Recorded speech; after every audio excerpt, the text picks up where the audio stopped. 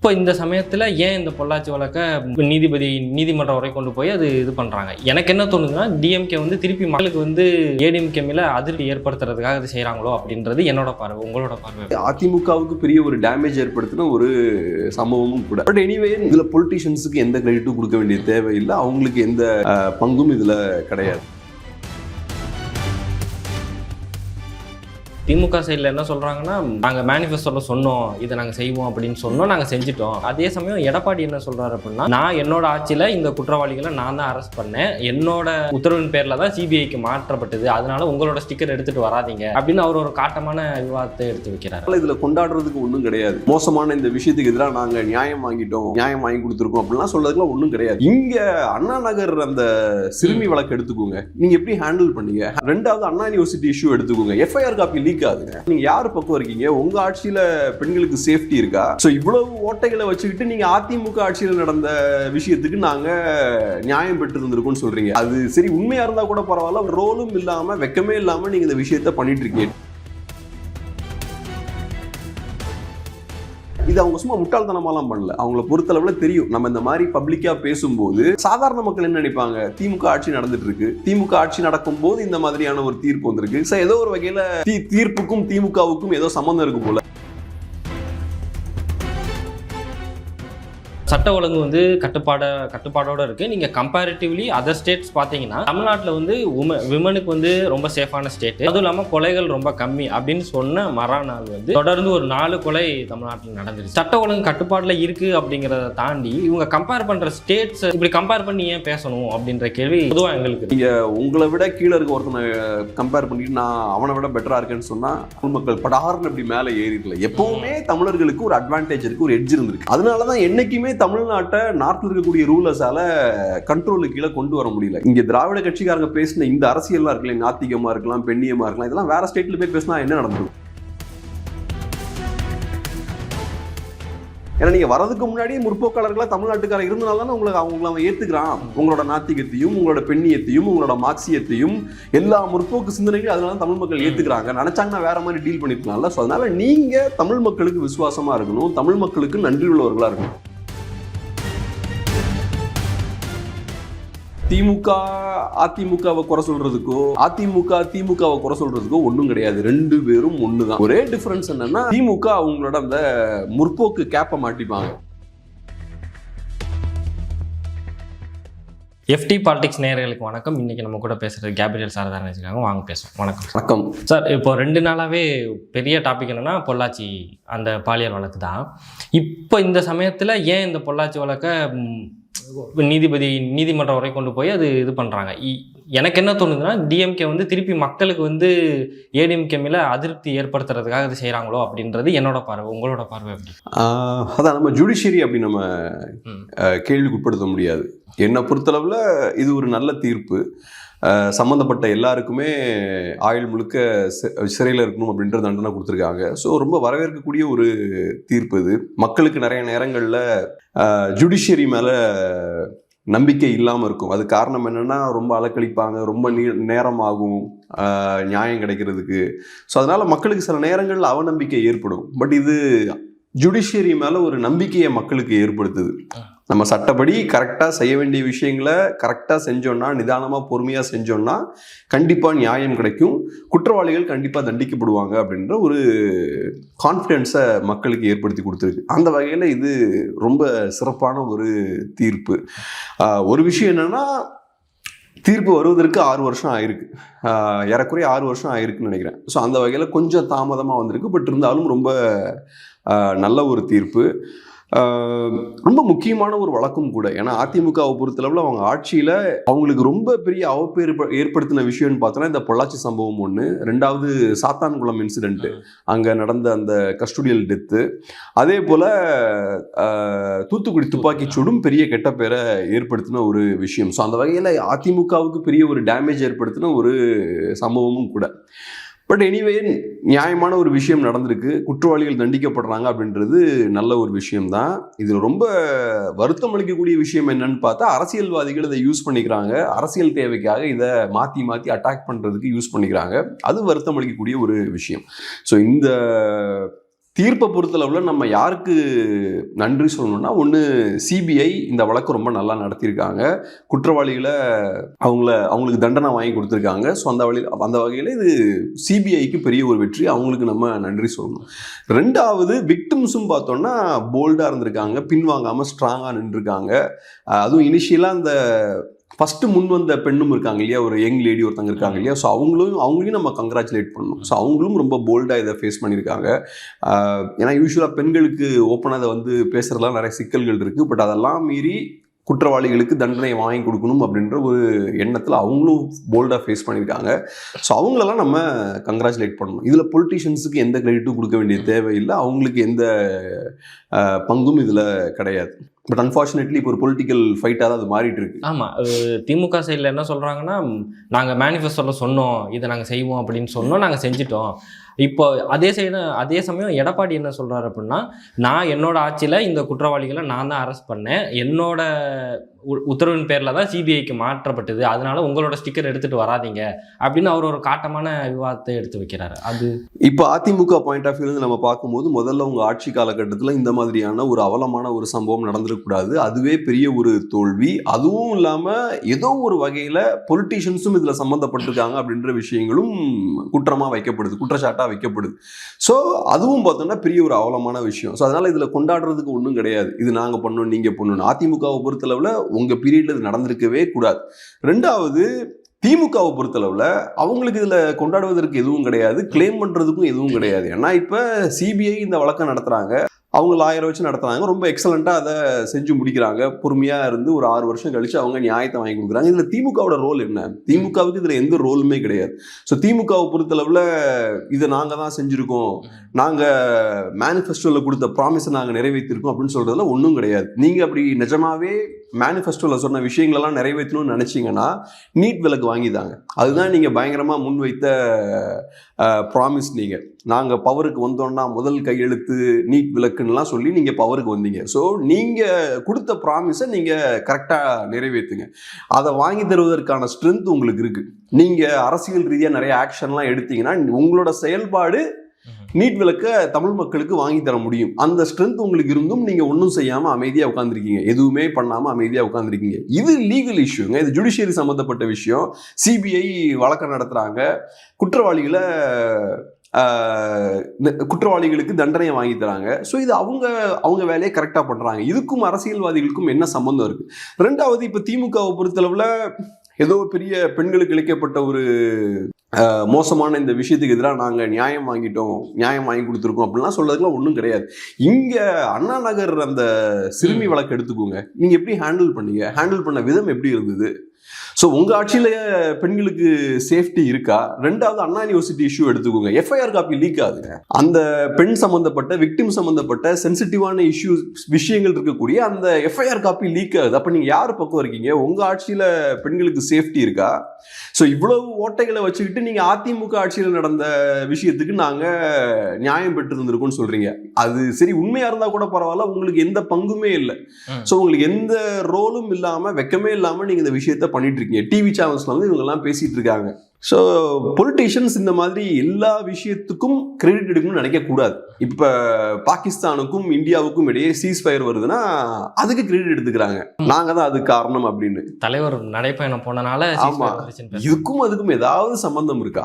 So கொஞ்சமும் சம்பந்தமே இல்லாத விஷயத்துக்கும் நீங்கள் நம்ம அதுக்கான அந்த கிரெடிட் எடுத்துக்கணும் அப்படின்ற ஒரு வேகம் உங்களுக்கு இருக்குது. இதெல்லாம் ஏன் வருதே நமக்கு தெரியல. இப்படி எல்லாத்துக்கும் நம்ம கிரெடிட் எடுக்கிறது, எல்லாத்துலேயும் ஸ்டிக்கரை ஒட்டுறது, எதுக்கு? இது தேவையே இல்லாத விஷயம். அதே சமயம் இன்னொரு கேள்வி என்ன வைக்கிறாங்கன்னா, இதே மேனிஃபெஸ்டோல நீங்க சொன்னதுதான் கொடநாடு கொலை வழக்க நாங்க விசாரிச்சு நாங்கள் நீதி பெற்றுத்தருவோம்னு சொன்னீங்க, அதை மட்டும் ஏன் கை வைக்க மாட்டீங்கன்னு ஒரு கேள்வி வந்து எதிர்த்தரப்புலேருந்து வைக்கிறாங்க, மற்ற தலைவர்களும் பேசுகிறாங்க. கண்டிப்பாக ஏகப்பட்ட விஷயங்களை நீங்கள் நிறைவேற்றலை, ஏகப்பட்ட ப்ராமிசஸை நீங்கள் நிறைவேற்றலை. நீங்கள் என்ன சொன்னீங்க? இப்போ தூத்துக்குடி துப்பாக்கி சூட்டில் சம்மந்தப்பட்ட அதிகாரிகளை நாங்கள் நடவடிக்கை எடுப்போம் அவங்க மேலே. நீங்கள் என்ன நடவடிக்கை எடுத்திருக்கீங்க? நீங்கள் ஒரு நடவடிக்கை எடுக்கல, ப்ரொமோஷன் தான் கொடுத்துருக்கீங்க. குற்றவாளின்னு அவங்க சொல்லிட்டாங்க, அருணா ஜெகதீசன் அவங்க சொல்லியாச்சு. அதனால் உங்கள் சைடில் நீங்கள் எதுவும் நடவடிக்கை எதுவும் எடுக்கல. இப்போ உங்களுக்கு சம்பந்தமே இல்லாத விஷயத்துக்கு நீங்க கிரெடிட் எடுத்துக்கிறீங்க. சிபிஐயோட ஒர்க் அது. விக்டிம்ஸ் கஷ்டப்பட்டு அவங்க தைரியமா நின்று ஃபைட் பண்ணி இந்த நியாயத்தை பெற்றிருக்காங்க. உங்களுக்கும் அதுக்கும் சம்பந்தமே கிடையாது. நீங்க அதுக்கு கூச்சநாச்சமே இல்லாம நாங்கள் தான் செஞ்சோம் அப்படின்னு நீங்கள் கிரெடிட் எடுத்துக்கிறீங்க. அதே மாதிரி இதுக்கு எடுக்கிறீங்க, இந்தியா பாகிஸ்தானுக்கு இடையே சீஸ்ஃபயருக்கு கிடச்சா அதுக்கு எல்லாரும் எடுக்கல, சில பொலிட்டிஷியன்ஸ் அதுக்கு சொல்லிக்கிறாங்க. ஸோ இதெல்லாம் பார்க்கும்போது ரொம்ப ஆச்சரியமாக தான் இருக்குது. எப்படி இந்த மாதிரி பேசிக்கான அண்டர்ஸ்டாண்டிங் கூட இல்லாமல், இது அவங்க சும்மா முட்டாள்தனமாலாம் பண்ணல. அவங்கள பொறுத்தளவில் தெரியும், நம்ம இந்த மாதிரி பப்ளிக்காக பேசும்போது மீடியாவில் இருக்கவங்களுக்கு இது புரியும். கதை என்னன்னு அவங்களுக்கு தெரியும், கொஞ்சம் விஷயம் தெரிஞ்ச மக்களுக்கு கதை என்னன்னு தெரியும். பட் சாதாரண மக்கள் என்ன நினைப்பாங்க, திமுக ஆட்சி நடந்துட்டு இருக்கு, திமுக ஆட்சி நடக்கும்போது இந்த மாதிரியான ஒரு தீர்ப்பு வந்திருக்கு, ஸோ ஏதோ ஒரு வகையில் தீர்ப்புக்கும் திமுகவுக்கும் ஏதோ சம்மந்தம் இருக்கு போல, ஏதோ ஒன்று வெற்றிகரமாக ஏதோ ஒன்று பண்ணியிருக்காங்க போலன்னு சாதாரண மக்கள் நினைச்சுப்பாங்க. ஸோ குறி வைக்கிறது அந்த சாதாரண மக்களை தான், சாதாரண மக்களை ஏமாத்துறதுக்காக இந்த மாதிரியான விஷயங்களை வந்து பண்றாங்க. பட் இப்போ எல்லாருக்கும் ஓரளவுக்கு தெரியும்னு நினைக்கிறேன், பட் இருந்தாலும் பண்றாங்க. ரெண்டாவது இன்னொரு பெரிய ஒரு சிக்கல் என்னன்னு பார்த்தோம்னா, இந்த மாதிரி பெண்கள் சேஃப்டி, பெண் உரிமை இந்த மாதிரிலாம் வரும்போது அதிமுகவும் சரி திமுகவும் சரி ரெண்டு பேரும் ஒன்று தான். இதில் ஒன்றும் அதிமுகவோட திமுக ரொம்ப முற்போக்கானவர்கள் கிடையாது, திமுகவோட அதிமுக காரங்க பெட்டர்னும் கிடையாது. இப்போ திமுக காரங்களை பொறுத்தளவு ஒன்று பண்ணுவாங்க, பெரியாரியம் பேசுவாங்க, பெண்ணியம் பேசுவாங்கல்ல, இதெல்லாம் பேசிக்கிட்டு பிற்போக்குவாதிகளாக இருப்பாங்க திமுக காரங்க. அதிமுக காரங்க இதெல்லாம் எதுவும் பேசாமல் அவங்க பிற்போக்குவாதிகளாக இருப்பாங்க. இப்போ கட்சியில் என்ன ரெப்ரசன்டேஷன் இருக்கு பெண்களுக்கு? பெண்களுக்கு ஒரு ரெப்ரசன்டேஷனும் கிடையாது. பொலிட்டிக்கல் ரெப்ரசன்டேஷன் ரெண்டு கட்சியிலையுமே பெண்களுக்கு கிடையாது. டாப்ல இருந்து பாட்டம் வரைக்கும் ஒரு ரெப்ரசன்டேஷனும் கிடையாது. இதை ஏன் நான் சொல்றேன்னா, உங்க கட்சியில பெண்களுக்கு ரெப்ரசன்டேஷன் இல்லைனாலே பெண்களை நீங்க எப்படி பாக்குறீங்க, எப்படி பெண்களை அணுகுறீங்கன்ற விஷயத்தை அதுவே காட்டுது. ஸோ பெண்கள் மேலே ஒரு அக்கறையும் உங்களுக்கு கிடையாது, நீங்கள் பெண்களை நியாயமாகவும் அணுகலை. ஸோ அப்படி இருக்கும்போது உங்கள் ஆட்சி நடக்கும்போது எப்படி நடக்கும்? இந்த மாதிரி பிரச்சனைகள்லாம் வரதான் செய்யும். அண்ணா நகர் சிறுமிக்கு நடந்த விஷயம் நடக்கும், அண்ணா யூனிவர்சிட்டியில் நடந்த விஷயங்கள் நடக்கும், பொள்ளாச்சி இஷ்யூ நடக்கும், இந்த மாதிரி நடக்கும். இந்த மாதிரி 1-2 இஷ்யூ வெளியே வருது. ஆனால் உங்கள் ஆட்சி நடக்கும்போது ஏகப்பட்ட பிரச்சனைகள் நடந்துட்டு தான் இருக்கும். ஏன்னா உங்க கவர்மெண்ட்டும் சரி உங்களோட கட்சிகள்லையும் சரி பெண்களுக்கான எந்த ரெப்ரசன்டேஷனும் கிடையாது. அப்படி இல்லைனாலே இந்த மாதிரி பிரச்சனைகள் வரதானே செய்யும். பெண்களுக்கான பிரச்சனைகள் மேல வரைக்கும் போகணும்னா அவங்க ரெப்ரசன்டேஷன் ஃபர்ஸ்ட் வேணும்ல, அதுவே நம்ம சிஸ்டம்ல ஒண்ணுமே இல்லை. ஸோ அதனால திமுக அதிமுகவை குறை சொல்றதுக்கோ அதிமுக திமுகவை குறை சொல்றதுக்கோ ஒன்றும் கிடையாது. ரெண்டு பேரும் ஒன்று தான். ஒரே டிஃபரன்ஸ் என்னன்னா, திமுக அவங்களோட அந்த முற்போக்கு கேப்பை மாட்டிப்பாங்க, நாங்கள் ஒரு முற்போக்குவாதிகள் அப்படின்னு சொல்லிட்டு இந்த விஷயங்கள்லாம் பேசிக்கிட்டு இந்த மாதிரி பிற்போக்குத்தனமான விஷயங்கள் பண்ணுவாங்க. இவங்க எதுவும் பேசாம சைலண்டா பண்ணுவாங்க. ஸோ அந்த வகையில பார்த்தா இந்த ரெண்டு பேர்ல அதிமுக ஒரு வகையில பெட்டர்னு சொல்லலாம். குறைந்தபட்சம் அவங்க ஃபால்ஸா இந்த மாதிரி பெண்ணியம்லாம் பேசாம இருக்காங்க. ஸோ ரைட்டு, நான் பிற்போக்குவாதி தான், பிற்போக்கான விஷயங்கள் பண்றேன்னு சைலண்டா போயிடுறாங்க. முற்போக்குவாதின்னு சொல்லிக்கிட்டு இந்த மாதிரி விஷயங்கள் பண்ணல. ஸோ அந்த வகையில அதிமுகவுக்கு ஒரு சின்ன பெனிஃபிட் கொடுக்கலாம். உண்மையில கமிஷனர் அவர்கள் ஒரு பிரஸ் மீட் ஒன்று சென்னை பத்திரிகை சங்கம் மூலியமா இது பண்ணியிருந்தாங்க. அதில் என்ன சொல்றாங்க அப்படின்னா, சட்ட ஒழுங்கு கட்டுப்பாடோட இருக்கு. நீங்க கம்பேரிட்டிவ்லி அதர் ஸ்டேட்ஸ் பார்த்தீங்கன்னா தமிழ்நாட்டில் விமனுக்கு ரொம்ப சேஃபான ஸ்டேட்டு, அதுவும் இல்லாமல் கொலைகள் ரொம்ப கம்மி அப்படின்னு சொன்ன மறுநாள் தொடர்ந்து ஒரு 4 கொலை தமிழ்நாட்டில் நடந்துருச்சு. சட்ட ஒழுங்கு கட்டுப்பாட்டில் இருக்குது அப்படிங்கிறத தாண்டி இவங்க கம்பேர் பண்ணுற ஸ்டேட்ஸ் இப்படி கம்பேர் பண்ணி ஏன் பேசணும் அப்படின்ற கேள்வி பொதுவாக எங்களுக்கு இருக்குது. தமிழ்நாட்டில் திமுக ஆட்சியில் கிரைம் எல்லாம் அவங்க ஒன்றும் பெருசாக கண்ட்ரோல் பண்ணல, பெண்களுக்கு எதிரான இந்த வன்முறைகளை பெருசாக கண்ட்ரோல்லாம் பண்ணல. இவங்க கண்ட்ரோல் பண்ணியிருக்க ஒரே விஷயம் மீடியாவை தான். மீடியாவை ஃபுல்லாக கண்ட்ரோல் பண்ணிட்டாங்க. ஸோ மீடியாவை கண்ட்ரோல் பண்ணுறதுனால என்ன ஆகுது, இந்த மாதிரி செய்திகள்லாம் வரமாட்டேங்குது. ஸோ நிறைய சம்பவங்கள் நடந்தாலும் மீடியா அதை சப்ரஸ் பண்ணிடுறாங்க, பெருசாக வரதில்லை. மீடியா அப்படியே அதை கவர் பண்ணாலும் சில அழுத்தங்கள் மேலேருந்து வருது. நமக்கே நிறைய ஃப்ரெண்ட்ஸ்லாம் மீடியாவில் இருக்காங்க, எல்லாரும் சொல்கிற விஷயங்கள் நமக்கும் தெரியும். ஸோ அதனால் மீடியாவை தான் கண்ட்ரோல் பண்ணுறாங்க. மீடியாவை கண்ட்ரோல் பண்ணும்போது சொசைட்டியில் இந்த விஷயங்கள்லாம் கண்ட்ரோல் பண்ண மாதிரியான ஒரு தோற்றம் ஏற்படுது. பட் அதையும் தாண்டி இன்றைக்கி சோஷியல் மீடியா ஸ்ட்ராங்காக இருக்கும்போது நடக்கக்கூடிய வன்முறை சம்பவங்கள்லாம் நமக்கு வீடியோஸாக நமக்கு வருது. பட்டப்பகலில் நடக்கக்கூடிய விஷயங்களெல்லாம் நம்ம பார்த்துட்ருக்கோம். ஸோ அதனால் இங்கே டெஃபினட்டாக சிச்சுவேஷன் மோசமாக தான் இருக்குது. நான் சொன்னது போல் பெண்களுக்கு பெரிய ரெப்ரசன்டேஷன் பொலிட்டிக்கலாக கிடையாது. இந்த சிக்கல்கள்லாம் இருக்கும்போது நேச்சுரலாக அவங்களுக்கு எதிரான நிறைய பிரச்சனைகள் நடந்துட்டு தான் இருக்கும் சொசைட்டியில். ஏன்னா அவங்களுக்கு ரெப்ரசன்டேஷனே இல்லைன்னா எப்படி அவங்களோட நலனை அவங்க பாதுகாக்க முடியும்? நிறைய பிரச்சனைகள் வரதான் செய்யும். அதே மாதிரி கரப்ஷன் பார்த்தீங்கன்னா இப்போ எல்லா இடத்துலையும் இருக்குது. எல்லா இடத்துலையும் கரப்ஷன் இருக்கும்போது சிஸ்டம் ப்ராப்பராக ஃபங்க்ஷன் ஆகாது. நீங்கள் எல்லாத்தையுமே கரப்ட் பண்ணி வச்சுருக்கீங்க. அந்த அளவுக்கு நீங்கள் அரசியல்வாதிகள் கையில் பணம் இருக்குது, செல்வாக்கு இருக்குது. அரசியல்வாதிகள்லாம் பார்த்தோம்னா நம்ம நாட்டில் வந்து பிஸ்னஸ் மேனை விட அவங்க தான் பவர்ஃபுல்லாக இருக்காங்க. ஸோ அப்படி இருக்கும்போது சிஸ்டம் கரெக்டாக இருந்தாலும் இந்த விஷயங்கள்லாம் நடந்து தான் ஆகும். அதை மீடியா கேட்க மாட்டாங்க, எதிர்கட்சிகள் கேட்க மாட்டாங்க, யாரும் கேட்கறது இல்லை. ஸோ இந்த மாதிரி பிரச்சனைகள்லாம் நிறையா போய்கிட்டு தான் இருக்குது. ட்ரக்ஸ் பார்த்தோம்னா பெரிய புழக்கம் இருக்குன்றாங்க. அதே மாதிரி மதுபானங்கள் பார்த்தோம்னா சகட்டு மேனிக்கு வித்துட்டு இருக்கு. ஸோ இது அதிகமாக புழக்கம், இந்த விஷயங்களோட புழக்கம் அதிகமாக இருந்தாலும் நேச்சுரலாகவே வயலன்ஸ் வந்து சொசைட்டியில் இருக்க தான் செய்யும். ஸோ அதனால இல்லை இங்கே எல்லாமே ரொம்ப அமைதியாக ஸ்மூத்தாக போயிட்டு இருக்குன்னா அது ரொம்ப தவறான ஒரு விஷயம். ரெண்டாவது நீங்கள் சொன்ன மாதிரி எதுக்கெடுத்தாலும் நார்த்துக்கு போகக்கூடாது. நாங்கள் யூபியை விட பெட்டராக இருக்கும், நாங்கள் பீகாரை விட பெட்டராக இருக்கும் அப்படின்லாம் போகக்கூடாது. நீங்கள் பெட்டரான வேறு நாடுகளை கூட கம்பேர் பண்ணலாம். நீங்கள் உங்களை விட கீழே இருக்க ஒருத்தனை கம்பேர் பண்ணிட்டு நான் அவனை விட பெட்டராக இருக்கேன்னு சொன்னால் இதில் என்ன லாஜிக் இருக்குது? ஸோ ஒரு கிளாஸ் இருக்குன்னா ஃபஸ்ட் ரேங்க் எடுக்கிறவனை பார்க்கணும். அதை விட்டுக்கிட்டு சும்மா கீழே இருக்கவனை வச்சுக்கிட்டு நாங்கள் அவனை விட பெட்டராக இருக்கும், அவனை விட பெட்டராக இருக்கும்னு சொல்லக்கூடாது. ஸோ அதனால் தமிழ் மக்கள் எவ்வளோ ப்ரொடக்டிவாக இருக்காங்க பாருங்கள். இன்றைக்கி பொலிட்டிஷியன்ஸ்லாம் இவ்வளோ கரப்டாக இருந்ததுக்கப்புறமும் நம்ம எக்கானமி இவ்வளோ நல்லா ஃபங்க்ஷன் ஆகுது, நம்ம படித்தவர்களாக இருக்கும், நாடு நல்லா பெர்ஃபார்ம் பண்ணிகிட்டு இருக்கு. அதிமுக திமுக இவங்க 2 பேரும் ஆட்சியிலையும் பெட்டராக தான் பெர்ஃபார்ம் பண்ணியிருக்கோம். ஸோ அதனால் தமிழ் மக்கள் அவங்களுக்குன்னு ஒரு கெப்பாசிட்டி இருக்குது, ஓரளவுக்கு அதை பேஸ் பண்ணி நல்லா எக்கானமியை மேம்படுத்துகிறாங்க. நமக்குன்னு ட்ரெடிஷ்னலாகவே ஒரு கல்ச்சர் ட்ரெடிஷன்லாம் இருக்குது. நம்ம ஜஸ்ட் நம்ம அங்கே நான்லாம் நார்த்தில் நிறைய ட்ராவல் பண்ணியிருக்கேன். அங்கே போயிட்டு இங்கே வரும்போதே நமக்கு இங்கே வந்து சேர்ந்ததுக்கப்புறம் கொஞ்சம் அமைதி இருக்கும், நிம்மதியாக இருக்கும், அந்த நாய்ஸ் லெவலே கம்மியாகும். இதே இது நீங்கள் பார்த்தீங்கன்னா காஷ்மீர்லேயும் அதே மாதிரி தான், பெருசாக நாய்ஸ் இருக்காது. பட் நார்த்தில் பார்த்தீங்கன்னா பயங்கர நாய்ஸ் இருக்கும், கச்சமுச்சான்னு இருக்கும், அக்ரெசிவாக இருப்பாங்க. ஸோ ட்ரெடிஷ்னலாகவே நம்ம கொஞ்சம் அமைதியான மக்கள், ஓரளவுக்கு நம்ம கல்ச்சர்டான மக்கள். ஸோ அதனால் ட்ரெடிஷ்னலாகவே இப்போ ஏதோ இந்த 50 வருஷத்தில் நம்ம திராவிட ஆட்சி காலகட்டத்தில் தமிழ் மக்கள் படார்னு அப்படி மேலே ஏறிடல. எப்போவுமே தமிழர்களுக்கு ஒரு அட்வான்டேஜ் இருக்குது, ஒரு எட்ஜ் இருந்திருக்கு. அதனால தான் என்றைக்குமே தமிழ்நாட்டை நார்த்தில் இருக்கக்கூடிய ரூலர்ஸால் கண்ட்ரோலுக்கு கீழே கொண்டு வர முடியல. என்றைக்குமே யார் கண்ட்ரோலுக்கு கீழேயும் இல்லாமல் தமிழ்நாடு இருந்தது காரணம் என்னன்னா, ட்ரெடிஷ்னலாக பல 100 ஆண்டுகளாக பல 1000 ஆண்டுகளாக நம்ம மற்ற பகுதிகளை விட கொஞ்சம் பெட்டராக அட்வான்ஸ்டாக தான் இருந்திருக்கும். அட்வான்ஸ்டாக இல்லைன்னா ஒழுங்கிடுவாங்கல்ல.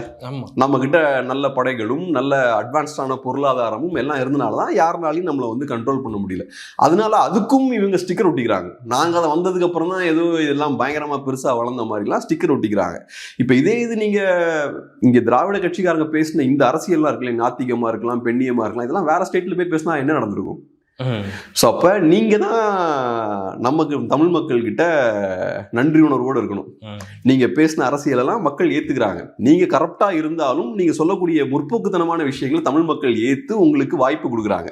இந்த விஷயங்கள்லாம் நீங்கள் நார்த்தில் போய் நாத்திகம்லாம் பேசியிருந்தீங்கன்னா வேற மாதிரி உங்களை டீல் பண்ணியிருப்பான். ஸோ அதனால தமிழ் மக்கள் உங்ககிட்ட நன்றியோடு இருக்கக்கூடாது, நீங்கள் தமிழ் மக்களுக்கு நன்றியோடு இருக்கணும். நாங்கள் பேசின அரசியலெல்லாம் நீங்கள் ஏற்று எங்களுக்கு வாய்ப்பு கொடுத்துருக்கீங்க. அந்த அளவுக்கு தமிழ் மக்கள் முற்போக்காளர்களாக இருந்திருக்கீங்க.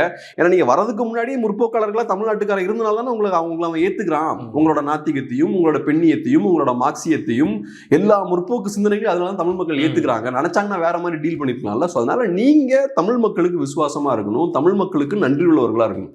அதை விட்டுக்கிட்டு ஏதோ நாங்கள் வந்ததுக்கு அப்புறம் தான் தமிழ்நாடு டெவலப் ஆன மாதிரியோ, அதுக்கப்புறம் தமிழ்நாட்டை நாங்கள் தான் டெவலப் பண்ணோம். இன்னைக்கும் பாருங்க நார்த்தை விட நம்ம தான் பெட்டரா இருக்கும். அங்க பாருங்க கிரைம் நிறைய நடக்குது. அங்க இந்த யூபியோட எக்கானமி கம்பேர் பண்ணுங்க, தமிழ்நாடை விட தமிழ்நாடோட ஜிடிபி தான் ஏறக்குறைய தமிழ்நாடோட ஜிடிபி தான் தமிழ்நாடோட பாப்புலேஷன் 2 டைம்ஸ் அதிகமா இருக்கு. ஸோ அப்போ தமிழ்நாடு அவனோட 2 மடங்கு செழிப்பா இருக்கும். நம்ம அப்போ நேச்சுரலாக அங்கே நிறைய கிரைம் நடக்க தான் செய்யும். அவனோட போய் ஏன் கம்பேர் பண்றீங்க? அவனோட லிட்ரஸி ரேட்டும் ரொம்ப கம்மி. லிட்ரஸி ரேட் கம்மியாக தான் இருக்கும். உங்களோட எக்கானமி வீக்காக இருக்குன்னா லிட்ரஸி இருக்காது, இன்ஃப்ராஸ்ட்ரக்சர் உங்களுக்கு இருக்காது, கிரைம் நிறையா இருக்கும், வயலன்ஸ் நிறையா இருக்கும். இது எல்லாமே அதிகமாக தான் வரும். உங்களுக்கு தட்டுப்பாடு இருக்குனாலே ஆட்டோமேட்டிக்காக சொசைட்டியில் சண்டை அதிகமாயிரும். இப்போ நம்ம ஒரு 4 பேர் இருக்கோம், நமக்கு ஒரு ரொட்டி துண்டு தான் இருக்குன்னா நம்ம அடிச்சுக்கிட்டு தான் இருப்போம். 4 பேருக்கு 4 ரொட்டி துண்டு இருந்ததுன்னா சண்டை கம்மியாகும். சொசைட்டியும் அப்படிதான். ஸோ அப்போ ரிசோர்ஸ் நிறையா இருக்கும்போது பிரச்சனைகள்லாம் கம்மியாகும். இப்போ தமிழ்நாட்டில் இப்போ ஆஃப் லைட் அதிகமாகிக்கிட்டே இருக்கு. அதிகமாகும் போது ஏன் அதிகமாகுதுன்றதை நீங்கள் நோட் பண்ணணும். சரி, அப்போ ஏதோ ஒரு சிக்கல் சொசைட்டியில் இருக்குது, பொருளாதார ரீதியாக பிரச்சனை இருக்குது, ஏதோ போய்கிட்டு இருக்குது, அதனால தான் நிறையா கிரைம்ஸ்லாம் நடக்குதுன்றதை நீங்கள் அதை நோட் பண்ணணும். அதை நோட் பண்ணி அதை சரி செய்யாமல் அங்கே நார்த்தை பாருங்க, நார்த்தை விட நம்ம சிறப்பாக செயல்பட்டு இருக்கோம்னு சொல்லிட்டு மக்களை டைவெர்ட் பண்ணக்கூடாது. நார்த்தோட கம்பேர் பண்ண முடியாது. அப்போ நீங்கள் விட்டா ஆப்பிரிக்காவோட கம்பேர் பண்ணுவீங்க. ஆப்பிரிக்காவில் இருக்கக்கூடிய சில நாடுகள்லாம் பாருங்க ரொம்ப மோசமாக கிரைம் ரேட் இருக்கு, அதை விட நாங்கள் பெட்டராக இருப்போம், அவனோட கம்பேர் பண்ணுவீங்க, பெட்டராக அவங்களோட கம்பேர் பண்ணுவீங்க நீங்கள். இப்போ நம்ம என்ன சொல்றோம்னா, திருப்பி பொள்ளாச்சி கேஸே எடுத்தோம்னாலும் பொள்ளாச்சி கேஸில் நமக்கான பேசுறதுக்கான வாய்ப்பு இருந்தது, நமக்கு யூடியூப்பை கண்ட்ரோல் பண்ணல, கம்யூனிட்டி ஸ்ட்ரைக் கொடுக்கல. ஆனால் இந்த அண்ணா யூனிவர்சிட்டி இந்த வார்த்தையை நான் வந்து இப்போ பீப் போடணும், நான் எடிட் பண்ணும்போது எனக்கு இந்த பேசுறதுக்கான உரிமையே இங்கே மறுக்கப்படுதுங்கும் போது இவங்க சொல்றாங்க பேச்சு உரிமை வந்து ஊடக சுதந்திரம் ரொம்ப அதிகமா இருக்கு, அதை கண்ட்ரோல் பண்ணுங்க, மீடியாஸ் வந்து நீங்க எதை பேசணுங்கிறத செலக்ட் பண்ணி பேசுங்கன்னு ப்ரெஸ் மீட்டில் பேசுகிறாங்க. இந்த மாதிரியான விவாதங்களை நம்ம எப்படி பார்க்கறது? இப்போ டெஃபினட்டாக மீடியாவை கண்ட்ரோல் பண்ணுறதுக்கான முயற்சிகள் நிறையா நடந்துட்டு இருக்கு. எஸ்பெஷலி சோஷியல் மீடியா வந்ததுக்கப்புறம் இன்னும் ஈஸியாக கண்ட்ரோல் பண்ண ஆரம்பிச்சிட்டாங்க. சோஷியல் மீடியா இன்ஃப்ளூயன்சஸ்லாம் உள்ளே கொண்டு வரது பொலிட்டிக்கல் பார்ட்டிஸுக்கு ரொம்ப ஈஸியாகி போச்சு. முன்னாடிலாம் பெரிய பெரிய மீடியா ஹவுஸ் இருந்தாங்க, அவங்கள உள்ளே கொண்டு வந்து கண்ட்ரோல் பண்ணுறது கஷ்டமாக இருந்தது. ஏன்னா அவன் பெரிய பிஸ்னஸ் மேனாக இருப்பான், அவனை ஈஸியாக நீங்கள் வளர்ச்சலாம் கொண்டு வந்துட முடியாது, அவனை இன்ஃப்ளூயன்ஸ் பண்ணணும்னா கஷ்டமும் கூட. இப்போ இன்ஃப்ளூயன்சஸ் எல்லாம் யங்ஸ்டர்ஸாக இருப்பாங்க, பெரிய பேக்ரவுண்ட் இருக்காது, சின்ன சின்ன ஆஃபீஸ் போட்டு அவங்க அங்கே உட்காந்துருப்பாங்க, அவங்கள ஈஸியாக இவங்க கண்ட்ரோல் பண்ணி உள்ளே கொண்டு வந்துடுறாங்க. பணம் வந்து அரசியல்வாதிக்கு ஒரு பற்றாக்குறையான விஷயமே கிடையாது, அவனுக்கு சர்ப்ளஸில் இருக்குது, அதிகப்படியாக பணம் வச்சுருக்கான். ஸோ ஈஸியாக உள்ள எல்லாத்தையும் கொண்டு வராங்க, மீடியாவை கண்ட்ரோல் பண்ணுறாங்க. ஸோ ஒரு காலத்தில் மீடியாவை கண்ட்ரோல் பண்ணுறதுக்கு நான் சொல்கிறது எமர்ஜென்சி பீரியடாக இருக்கலாம், மேபி அதுக்கப்புறம் கூட இருக்கலாம். இந்திரா காந்தி ஆட்சி காலத்துலலாம் ப்ரெஷர் போட்டெல்லாம் மீடியாவை கண்ட்ரோல் பண்ணாங்க, கடுமையாக கையாண்டு மீடியாவை கண்ட்ரோல் பண்ணாங்க, சென்சர் பண்ணாங்க. இன்றைக்கி அதெல்லாம் பண்ணாமல் ரொம்ப ஈஸியாக ஸ்மூத்தாக கண்ட்ரோல் பண்ணுறாங்க மீடியாவை. ஏன்னா அந்த அளவுக்கு பொலிட்டிஷியன்ஸ் வந்து இப்போ பவர்ஃபுல் ஆகிட்டாங்க. சோஷியல் மீடியா எல்லார் கையிலையும் போயிடுச்சு. சோஷியல் மீடியா இன்ஃப்ளூயன்சஸ்லாம் ரொம்ப வீக்காகவும் இருக்காங்க, அவங்களுக்கு பெரிய பொலிட்டிக்கல் அண்டர்ஸ்டாண்டிங்கும் கிடையாது, நம்ம சிஸ்டம் பற்றின அண்டர்ஸ்டாண்டிங்கும் கிடையாது. ஸோ ஈஸியாக அவங்க வளைந்தும் கொடுத்துட்றாங்க. இதை தாண்டி நான் இப்போ யூடியூப் மாதிரியான பிளாட்ஃபார்ம்ஸை பொறுத்தளவு அவங்களுக்கு சில ரெஸ்ட்ரிக்ஷன்ஸ் இருக்குது, கன்ஸ்ட்ரெயின்ஸ் இருக்குது. இப்போ நீங்கள் சொன்ன அந்த விஷயம் இருக்கு இல்லையா, ஸோ அவங்கள பொறுத்தளவில் அது எனக்கு 100% ஷூராக தெரில, பட் அவங்களுக்கு நிறைய கைட்லைன்ஸ் இருக்குது. இப்போ வயலன்ஸாக இருக்கலாம், செக்ஷுவல் அப்யூஸாக இருக்கலாம், இந்த விஷயங்கள் பற்றிலாம் பேசுகிறத வந்து அவங்க பெருசாக என்கரேஜ் பண்ண மாட்டேங்கிறாங்க அவனோட பிளாட்ஃபார்மில்.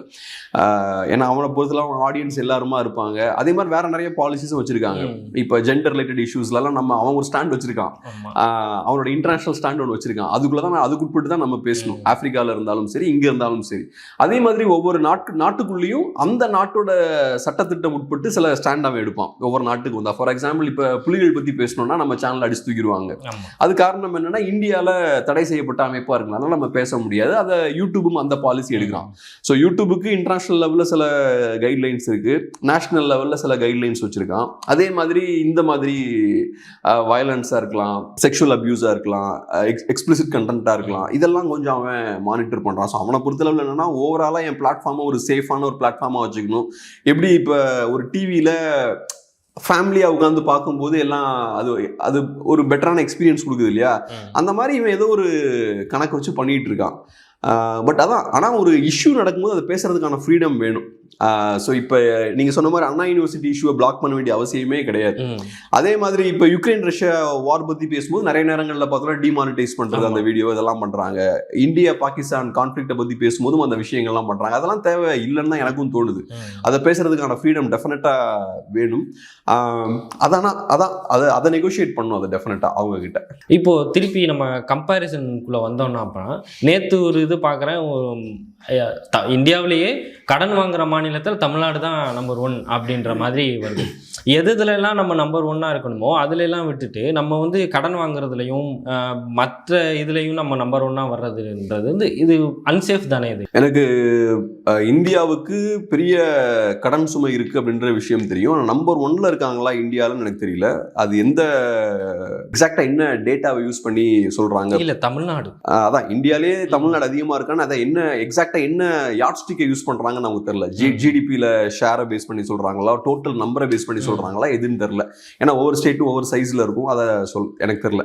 ஆனால் டெஃபினட்டாக தமிழ்நாடு பெரிய அளவில் கடன் சுமை தமிழ்நாட்டுக்கு டெஃபினட்டாக இருக்குது. அது காரணம் அரசியல்வாதி தான். அரசியல்வாதிகள் என்ன பண்ணுறாங்கன்னா எலெக்ஷனில் ஜெயிக்கணும் அப்படின்றதுக்காக சகட்டு மேனிக்கு ஃப்ரீ பீஸ்லாம் கொடுக்குறது, தூக்கி போடுறது. இப்போ பாருங்கள், பெண்களுக்கு 1000 ரூபான்றாங்க, ஃப்ரீயாக பஸ் ட்ராவல்ன்றாங்க மகளிருக்கு. இதெல்லாம் எனக்கு தெரிஞ்சு இது உங்கள் ஸ்டேட்டுக்கு ரொம்ப மோசமான ஒரு விஷயம் நான் பார்க்குறேன். இந்த 1000 ரூபாவை நீங்கள் கொடுக்காம கரெக்டாக இன்வெஸ்ட் பண்ண வேண்டிய இடத்துல இன்வெஸ்ட் பண்ணீங்கன்னா அது பெரிய மாற்றத்தை தமிழ்நாட்டுக்கு ஏற்படுத்தும். ஃபியூச்சரில் நீங்கள் பெரிய பெரிய நிறுவனங்களை கொண்டு வரலாம். இன்ஃப்ராஸ்ட்ரக்சரை பில்ட் பண்ணீங்கன்னா ஆட்டோமேட்டிக்காக நிறைய இன்வெஸ்ட்மெண்ட்ஸ்லாம் வர ஆரம்பிக்கும். பிஸ்னஸ் வந்து இங்கே ஆட்டோமேட்டிக்காக நம்ம தமிழ் பிஸ்னஸ்மேன் நல்லா செழிப்பாக வளர ஆரம்பிப்பாங்க. அவங்க வளர்ந்தாங்கன்னா நிறைய ஜாப் ஆப்பர்ச்சுனிட்டிஸ் கிரியேட் பண்ணுவாங்க. ஸோ சொசைட்டி வந்து இன்னும் வேகமாக வளர ஆரம்பிக்கும். அதை விட்டுட்டு நீங்கள் இந்த மாதிரி பணத்தை தூக்கி போடுறது வந்து ரொம்ப நெகட்டிவான விஷயம். இப்போ ரீசெண்டாக ரொனால்டு ரேகனோட பழைய வீடியோ ஒன்று, அவர் பழைய அமெரிக்கன் பிரசிடென்ட், அவர் யூஎஸ்எஸ்ஆர் கொலாப்ஸுக்கெலாம் ரொம்ப முக்கியமான ரோல் ப்ளே பண்ணவருன்னு சொல்லுவாங்க. ஸோ அவரோட வீடியோ ஒன்றில் அவர் சொல்லுவார், இந்த மாதிரி என் ஃப்ரெண்டோட டாட்டர், ஒரு சின்ன பொண்ணு என்கிட்ட வந்து பேசினாங்க. பேசும்போது அவங்ககிட்ட நான் கேட்குறேன், உங்களுக்கு என்ன பண்ண ஆசை அப்படின்னு கேட்குறேன், உங்களுக்கு ஆம்பிஷன் என்னன்னு.